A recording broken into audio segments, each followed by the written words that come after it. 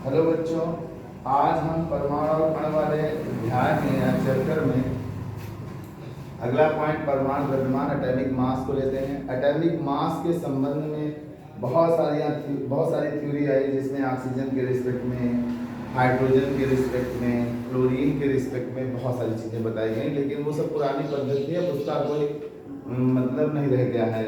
जिसको बहुत ज़्यादा उस समय अप्रिशिएट किया था बर्जीलियस ने, मतलब बताया था, दिया था बर्जीलियस ने। फिर बाद में समस्थानिक और संभारिक की खोज हो जाने के बाद, जब समस्थानिक और संभारिक की खोज हो गई, तो उसके बाद औसत परमाणु द्रव्यमान वगैरह निकाले गए, फिर कुछ और रूल्स आते गए। लेकिन अब वर्तमान समय में जो एक रूल है और जो सर्वमान्य रूल है, वो यही है जो मैंने आप लोगों को इसमें दिया है और बहुत छोटे से शब्दों में कंप्लीट करने का प्रयास किया है। तो सबसे पहले आधुनिक परिभाषा के अनुसार किसी भी तत्व का परमाणु द्रव्यमान वह संख्या है जो यह प्रदर्शित करता है कि किसी तत्व के एक परमाणु का द्रव्यमान कार्बन 12, कार्बन के 3 समस्थानिक होते हैं। कार्बन के कितने समस्थानिक होते हैं? Carbon 12, carbon 13, carbon 14। तो ये 3 समस्थानिक में ये सबसे ज्यादा पाया जाता है, ये अल्प मात्रा में पाया जाता है, ये रेडियो एक्टिव होता है, इसके बहुत दशमलव में पाया जाता है। तो सबसे ज्यादा इसका परमाणु भार माना जाता है, सर्वज्ञ है, और दुनिया में हर चीजों में यह पाया जाता है, इसलिए इसी को आइडियल माना गया है। समझ में आया बच्चों? तो आइडियल मतलब इसी को मुख्य प्रमुख आदर्श रूप में लिया गया है। ठीक, तो कहा गया है कि किसी तत्व के एक परमाणु का द्रव्यमान कार्बन 12 के एक परमाणु द्रव्यमान के 1/12, कार्बन 12 के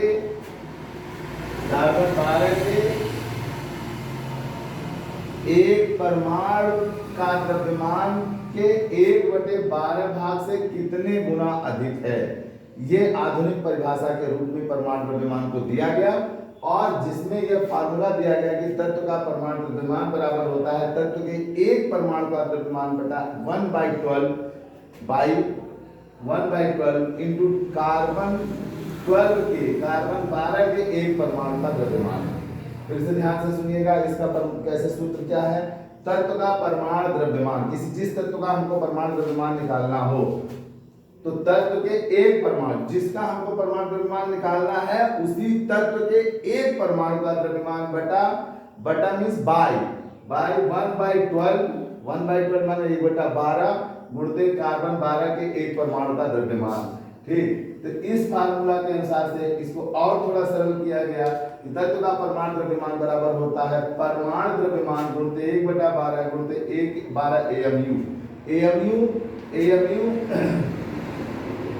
को अंग्रेजी में एटॉमिक मास यूनिट कहते हैं, जिसका हिंदी में अर्थ होता है परमाणु संगत मात्रक। अब एएमयू एक यूनिट है, किसी भी परमाणु द्रव्यमान को निकालने की 3 यूनिट होती है, एक होती है एएमयू, एक होती है यू जिसे यूनिफाइड मास बोलते हैं, और तीसरा होता है डाल्टन, लेकिन सबसे ज्यादा चलता है एएमयू और यू। अब देखिए, किसी तत्व के परमाणु का द्रव्यमान उसके एक परमाणु द्रव्यमान को एएमयू मात्रक में प्रदर्शित करता है, एएमयू मात्रक में प्रदर्शित करता है। तो एक एएमयू बराबर कितना होता है? 1.660542 into 10⁻⁻27 kg। ये होता है 1 एएमयू के इक्वल ना, 1.66054 into 10⁻⁻27 एएमयू, मतलब केजी, सॉरी केजी में दिया जाता है। अब ग्राम में करना होगा तो 3 घटा देंगे 1000 से ना। ठीक, फिर आता है जैसे ऑक्सीजन के एक परमाणु का द्रव्यमान कितना माना जाता है? 16, अतः ऑक्सीजन के एक परमाणु का द्रव्यमान एएमयू में कितना हो गया? 16 एएमयू। अब 1 एएमयू बराबर इतना होता है, तो 16 एएमयू का मल्टीप्लाई कर देंगे तो टोटल आएगा कितना? 2657 कुछ तत्वों के परमाणु द्रव्यमान हम दिए हैं, कुछ तत्वों के, जैसे हाइड्रोजन का 1 है, कार्बन का 12 है, ऑक्सीजन का 16 है, नाइट्रोजन का 14 है, सोडियम का 23 है, मैग्नीशियम का 24 है, सल्फर का 32 है, क्लोरीन का 35.5 है, और कैल्शियम का 40 है।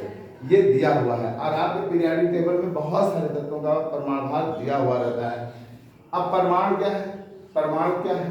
परमाणु वह सूक्ष्मतम कण है, किसी तत्व का वह सूक्ष्मतम कण है जो स्वतंत्र अवस्था में नहीं रह सकता है। यह परमाणु सदैव परमाणु या आयन के रूप में रहेगा अथवा परमाणु दूसरे परमाणु से जुड़ करके अणु का निर्माण कर लेता है। क्या कर लेता है? अणु बना लेता है। ऐसा हम पढ़ाए भी है पीछे भी और फिर आगे भी बताते रहेंगे। लेकिन इसका अपवाद भी है। कुछ तत्वों के परमाणु ऐसे होते हैं जो स्वतंत्र अवस्था में रह सकते हैं, जैसे हीलियम, नियान, आर्गन, क्रिप्टन, ज़ेनान, अक्रिय गैसें। ये सब कैसे रह सकते हैं? स्वतंत्र अवस्था में रह सकते हैं। ये पीरियोडिक टेबल लगा है, वहां पे अक्रिय गैस के बारे में हमने बताया है। सबसे ऊपर रखा गया हीलियम, तब नियान, तब आर्गन, तब क्रिप्टन, तब ज़ेनान, तब रेडान। ठीक, ये स्वतंत्र अवस्था में रह सकते हैं क्योंकि इनका नाम है अक्रिय गैस या इनका नाम है आदर्श गैस। इन्हें उत्कृष्ट गैस भी कहते हैं, आइडियल गैस कहते हैं। क्यों आइडियल गैस कहते हैं? इसलिए कहते हैं क्योंकि ये किसी से क्रिया नहीं करते जल्दी। इनके बाह्य कोश में 8 इलेक्ट्रॉन पूर्ण भरे होते हैं, इसलिए ना किसी से लेना करते हैं ना ही किसी से देना करते हैं। ना लेने देने की कोई प्रक्रिया ना होने के कारण इन्हें हम उत्कृष्ट गैस, आदर्श गैस या नोबेल गैस के नाम से भी जानते हैं। ठीक, अब जरा ध्यान से देखिएगा। परमाणु से आयन बनते हैं। परमाणुओं से क्या बनते हैं? आयन। तो परमाणु से जो आयन बनते हैं वो 2 प्रकार के होते हैं। परमाणु से जो आयन बनते हैं वो कितने प्रकार के होते हैं? 2। एक का नाम है धनायन और दूसरे का नाम है ऋणायन। दूसरे का क्या नाम है? ऋणायन। तो धनायन कौन होते हैं? देखिए, परमाणु से आयन बनते हैं। एक परमाणु इलेक्ट्रॉन को किसी दूसरे परमाणु को दे देता है तो धनायन बनता है। साथ ही जितने इलेक्ट्रॉन देता है उतना ही, जो धनायन बनता है जितना इलेक्ट्रॉन किसी को देगा उतना ही उसके ऊपर धनावेश आएगा। जैसे मैं 1 इलेक्ट्रॉन दूं मेरे ऊपर 1 प्लस, मैं 2 इलेक्ट्रॉन दूं मेरे ऊपर 2 प्लस, मैं 3 इलेक्ट्रॉन दूं मेरे ऊपर 3 प्लस। तो धनायन में जो जितने इलेक्ट्रॉन मुक्त करता है उतना ही धनावेश आता है। जैसे सोडियम पर 1, मैग्नीशियम पर 2, एल्यूमिनियम पर 3, आयरन पे 2, जिंक पे 2। जिंक पे 2 होने का मतलब है कि जिंक ने कुल कितने इलेक्ट्रॉन दिए हैं? 2। कितने इलेक्ट्रॉन दिए हैं? 2। आज एल्यूमिनियम पर 3 प्लस का क्या मतलब है कि एल्यूमिनियम ने कितने इलेक्ट्रॉन दिए हैं? 3। इसी तरह से वे परमाणु जो इलेक्ट्रॉन लेते हैं वे ऋणायन बनाते हैं, उन पर ऋण आवेश आ जाता है और ऋण आवेशों की संख्या लिए गए इलेक्ट्रॉनों की संख्या के बराबर होता है। ऋण आवेश की संख्या लिए गए इलेक्ट्रॉनों की संख्या के बराबर होता है। जैसे क्लोरीन पर 1 माइनस है, इसने 1 इलेक्ट्रॉन लिया है। ऑक्सीजन पे 2 माइनस है, 2 लिया है। नाइट्रोजन पे 3 है तो 3 लिया है। ऐसे बहुत सारे ऋणावेश हैं, हम आपको दिखाएंगे अगली हेडिंग जब हम आपको मूलक पढ़ाएंगे तो इसमें धनावेश और ऋणावेश के बारे में डिटेल से बताएंगे। और धन्यवाद बच्चों, आज की वीडियो में यहीं तक। जहां नहीं समझ में आता है पूछ सकते हैं, कमेंट कर सकते हैं। हालांकि आप कोई कमेंट करते नहीं, पूछते हैं कि नहीं, पूछते इसलिए नहीं है कि पढ़ते कम। मैं देखता हूँ 6-7 लोग व्यूज में देखते हैं, बाकी और लोग स्किप करके बाहर हो जाते हैं।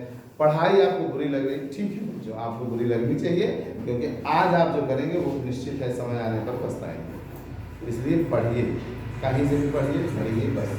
धन्यवाद।